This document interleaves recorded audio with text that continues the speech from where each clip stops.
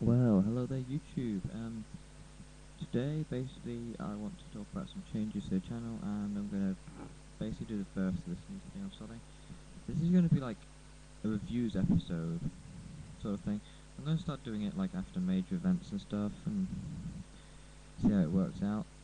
I'm trying to make the channel more organised by getting more people in and stuff. So anyway, on with today's video. Today I'm gonna talk to you about this. Spread it out. That's right. Gates of the Underworld. Now, I don't know if you know, but there's been a lot of hype about the Dark Lord archetype recently, and to be honest, I didn't really like the Dark Lords when they came out. I didn't really like the idea of them when they first announced that they were going to be a structure deck and stuff, and I thought, well, that's a bit faggish of Konami and whatnot, but I have to say, you can't hate something before you've tried it, so I've decided I'm going to put together Dark Lords. And I'm going to test the deck and see how it works, because there's been a lot of hype and it's apparently been doing pretty well for itself. Not winning anything, but yeah. So this is kind of a testing deck I made. It's kind of based on several deck ideas I've seen in play. I've even played against one of them myself. And basically, I know I'm missing one card, which is Dragged Down into the Grave, but I'll probably run it at 2 or 3 and take out some of the other stuff. But this is kind of like just a deck I've made representing some of the best traits I think of the Dark Lord, so I can test them out. So obviously, first things first, we got free Grapha, the Dragon Lord. This is going to be obvious. This is going to be in every Dark Lord deck now, because it's the card that makes him really playable is Grapha, along with his right hand man. That's my other one guy. His right hand man, Snow, the other light of Dark Lord. Snow's a great card because basically, when you discard him, you can add any Dark Lord card you want to your hand. That means you can add the field spell, you can add like Dark Lord Lightning, Dark Lord Dealing, or any other Dark Lord card. And the great thing about Snow is that he's like so easy to get rid of. He's like Gravekeeper's Descendant, but better for Dark Lords. Because obviously, you can add whatever's going to make your hand a lot better. So we got free Grapha. So Grapha is absolutely amazingly broken, and I noticed it after reading it. And then we got Snow. And Snow is he's the searcher. He's the Gravekeeper's recruiter of the deck, basically. Plus the Gravekeeper's commander. I'm sorry I'm comparing this to lots of Gravekeepers. I've been running my Gravekeepers again recently, so yeah. Anyway, next we got 3 silver. Now I did this opposed to 3 gold because I think getting rid of your opponent's hand advantage is a lot more devastating than destroying their field. If you ditch silver, you get to special summon it, so it's 2300 Peter. It ditches 2 cards in the hand that they've discarded it, and to be fair, gold, yeah, he destroys 2 cards in the field, but with their max attack power of 23, plus the 300 off the field spell, he's going to be 2600, so not many monsters going to send his way if you get him out early. So that's why the Silvar's in there. Next I have 3 Brow. Now, Brow is really good because when you discard him you get an extra draw. So really, you're not actually minusing at all. You're actually breaking even because he actually lets you draw a card. And then he can let you use the field spell again. Well, not again, if you used it the first time to discard him. But if you've not used the field spell yet, he lets you use the field spell as well, which is always nice. And then I have 2 Beige. Now, I was running 2 gold at first in here, but I kind of decided that Beige is better because it's level 4, so you can summon it just normally. So instead of gold having retributions, you could if Grapha's already in your graveyard, you can normal summon this, and you can bounce it to your hand, and out comes Grapha. So that's why I think Beige is better than gold in some respects. And I mean, he still special summons when he's discarded, and he becomes in 1900, which is pretty nice. Like, the deck setup. I was running gold as well, but I kind of have the next 5 monsters are kind of just, how would I say, they're just helpful cards that work really well in the deck. And basically, we have free Battle Fader because it's a fiend, so you can discard it with a field spell. And it's just really nice, so. And also, it stops direct attack. So I had quite a few test hands earlier where I end up having nothing in hand and loads of spells and traps in hand. So I kind of put this in because if that happens again, then I can drop a Fader and save myself a turn. I've got one more thing jar because this is basically card destruction for another card destruction in a monster, and all you gotta do is set it. And you draw that first turn, you got like 2 Grapha, a Snow, and whatever in your hand. You've just plussed massively. Dark Wolf, you've got 4 yeah. When they attack it. And then after that, I've got a Gores. Mainly because he's a fiend type, and he's just really a very big staple of this format, and he's quite nice, so Gores can go in there. Okay, next I'm going to move on to the spells. Now obviously first, I've got 3 of the field spell gates of the Dark Lord. All 3 monsters you control being picked up. So that even includes like Gores. Gores becomes 3,000 feet like that's in the field. His token doesn't, because his tokens are fairy, but Gores himself becomes 3,000 feet, so that's nice. Right there, that's really nice. Also it works with like Grapha, when it's Grapha 3,000. Snow becomes, I think it's 2k, yeah.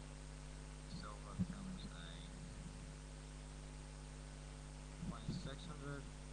Brown becomes a 1700, but he's not as effective, and Baby becomes 900. Oh, and Battlefade actually gets stats for one, which is quite nice. So yeah, three of the gateways, because I kind of like the field spell, and it's probably the best, well, it's acclaimed to be the best field spell out at the minute. It took over Dragoonic Ravine in popularity, so yeah. 3 Dark Orders. Now, I know a lot of people run this at 1 or 2, but I really want to test it at 3 because I just like it for the extra draw power and the fact that it lets you just ditch anything, which is quite nice. And it makes your opponent ditch too, which can sometimes be annoying for your opponent. Then I have 3 Dark World Lightning. This isn't a good card to draw at first, it's good to draw second turn. Although first turn you can kind of save it if you've got the right side of hand. So basically you can target one face down card in the field, destroy it, and then go discard card. Oh, I thought I discard, sorry. So yeah, you can discard a card, and so you can ditch your Grapha, and then you get Grapha's effectively destroying another card, so from that you can like get 2 cards and a bit of advantage to your opponent, which is quite nice. I was also tempted to run Kaki and Gren in this deck, because they basically do the same thing as Grapha, but only one does spells, one does monsters. I think before Grapha was kind of introduced, and Snow, you'd probably run those because they're pretty good. So here's like kind of the staple heart with these spells. I've got 1 Allo of Darkness, 1 Dark Hole, 1 Card Destruction, 1 Battle from a different dimension. This is really helpful with Grapha. Like with the field spell, you can like remove Grapha and stuff, and then the opponent thinks it's safe and return it again, which is quite nice. 1 Monster Reborn, because Grapha can be Monster Reborn, which is a bit unusual really for some of the like higher end sync monsters, the like the boss monsters you get for these decks. It's kind of odd that Monster Reborn can affect Grapha, because quite a few of them are like, this card can only be special summoned, blah blah blah, but Grapha can be Monster Reborn. The Judgment Dragon can be Monster Reborn. He's probably one of my favourite boss monsters. And I'm not sure about Hyperion. I'm not sure. And same with Christia. They might be, but Grapha I thought was quite cool because it could be Monster Reborn.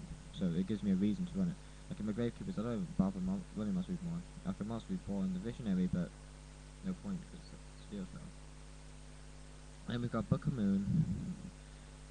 Book of Moon, I just really like this card because it interrupts Synchro and XYZs. It's just like, they're good Synchro, and then you just Book of Moon the monster. It's good if it's Stardust as well, so. Book of Moon is a really helpful card. I mean, if you Book of Moon and Stardust and Darkfall, Stardust can't do anything, so. Yeah, Book of Moon, I kind of put Book of Moon because I didn't want to run Heavy Storm as well, and I would have gone in there. You may have noticed, yeah, no MSTs, because I do have MSTs, but spare, I had them aside for this deck, but I didn't bother running them because I couldn't decide where to put them in the end, and I don't want to take out the Book of Moon or anything, so. Moving on to the traps, I've got 2 of these Mind Crushers. This card is really effective when like your opponent uses Terraforming to add a field spell and you know they've got it in their hand, and you just go Mind Crush. It works quite well, and it also works really well with Trapdoor Shoot, and deck devastation vibes because you let you see the hand.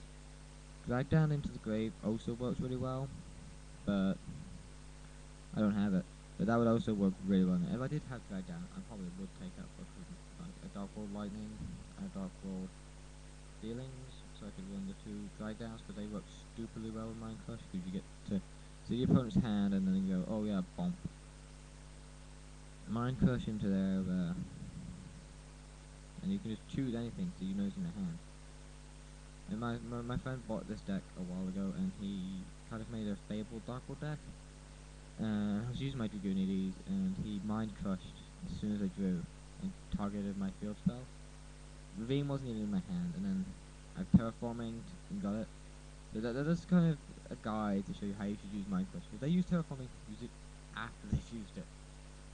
Anyway, then I'm going into I've got a torrential and a metal force because once again I couldn't really decide what to put in, and I kind of wanted to test different variations. So let's go now. I was thinking Solemn as well, but Solemn I think is not very good for this. Well, it's good for this deck, but I'd rather run something else. So yeah, that's why those are in there. I'm just going to move on to the extra deck quickly, and then if I've got time, I will go on to the side deck. This is kind of just a generic standard XYZ deck because I haven't got Fable Raven in here, as you might notice. I don't know what to take out for it, so I'm kind of just going for like a standard XYZ deck. Now I've got one Leviera. This card is really nice in this deck because it's like Foolish Burial from a different dimension. You can use it to put more monsters back in grave. So well, you can special summon the banished monsters. So if you've got Leviera on the field, you can do like a double whammy turn. You can like, oh yeah, I'm gonna banish, I don't know, say Brow, then I'm gonna use Leviera's effect to get Brow. I'm gonna use bounce Leviera to get Grapha, and then I'm gonna ditch the Leviera and the Brow get additional. So you can do quite a lot with Leviera on the field. So quite nice. I've got one Zenmeister. So this is kind of just generic, this kind of just goes on all my decks, so yeah, Zenmeister is probably not useful at all for this deck. Venusaurus, he's alright, he's quite good. Not a lot of people are running, but I think he's quite good, because that extra 1000 damage can push the game, which is quite nice. One Leviathan Dragon, because this card is awesome. Paravoluma, this kind of is to do more with my light swans, the Illuminati and the Emperor Hope, just because they're light types. And they stop me milling, which is quite good. It's not XYZ to get out of a mill and early deck out, so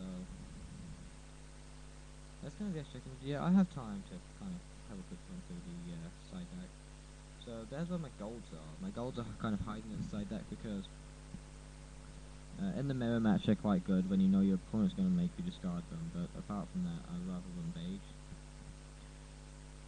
I've got one Sangan, 2 Tragodia. This card is actually really good in the mirror match, and it actually works quite well in just the standard deck because you get to ditch a card. I just couldn't decide where to put it in. I mean, I could always like take out Gauze and a Fader and put in 2 Tragodia because they're just really good in a minute. But it's all depending what you have in your hand. So Tragodia's kind of sitting on the sideline. I've got 2 Dark Bribe in here. I was told it's pretty good in the mirror match because it makes your opponent, you can stop your opponent's lightning and stuff, so I can understand